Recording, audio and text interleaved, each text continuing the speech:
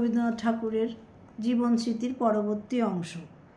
যাত্রার আরম্ভে প্রথমে কিছুদিন বোলপুরে থাকিবার কথা। কিছুকাল পূর্বে পিতামাতার সঙ্গে সত্য সেখানে গিয়াছিল। সত্য মানে সত্যপ্রসাদ গঙ্গোপাধ্যায়, কবির ভাগ্নে। তাহার কাছে ভ্রমণ বৃত্তান্ত যাহা শুনিয়াছিলাম, ঊনবিংশ শতাব্দীর কোনো ভদ্রঘরের শিশু তাহা কখনোই বিশ্বাস করিতে পারিত না। কিন্তু আমাদের সেকালে সম্ভব অসম্ভবের মাঝখানে সীমারেখাটা যে কোথায় তাহা ভালো করিয়া চিনিয়া রাখিতে শিখি নাই। কৃত্তিবাস, কাশিরাম দাস এ সম্বন্ধে আমাদের কোনো সাহায্য করেন নাই। রং করা ছেলেদের বই এবং ছবি দেওয়া ছেলেদের কাগজ সত্য মিথ্যা সম্বন্ধে আমাদিগকে আগেভাগে সাবধান করিয়া দেয় নাই। জগতে যে একটা কড়া নিয়মের উপসর্গ আছে, সেটা আমাদিগকে নিজে ঠেকিয়া শিখিতে হইয়াছে।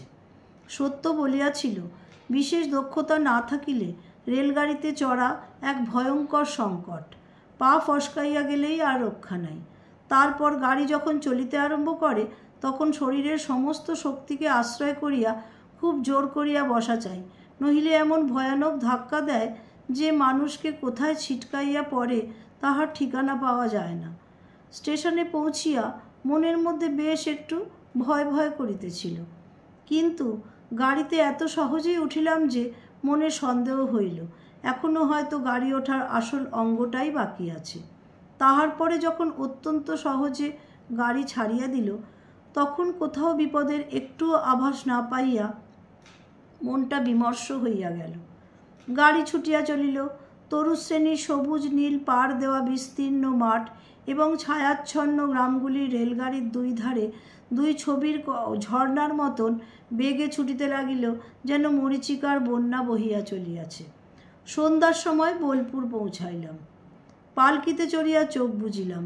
একেবারে কাল সকালবেলায় বোলপুরের সমস্ত বিস্ময় আমার জাগ্রত চোখের সম্মুখে খুলিয়া যাইবে, এই আমার ইচ্ছা।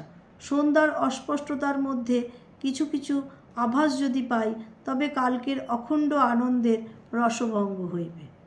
আজ এই পর্যন্ত। পরবর্তী অংশ পরবর্তী দিনে। নমস্কার।